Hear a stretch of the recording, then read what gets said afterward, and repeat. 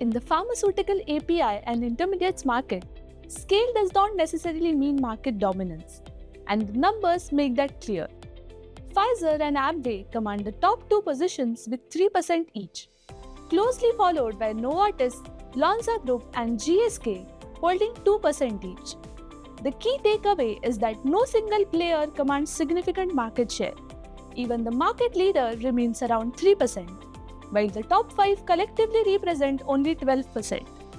This is a market where leadership exists, but dominance is still up for grabs, creating opportunities for players to differentiate through API portfolios, manufacturing scale, technology capabilities, and customer relationships. Markets move fast. Your decisions need to move faster.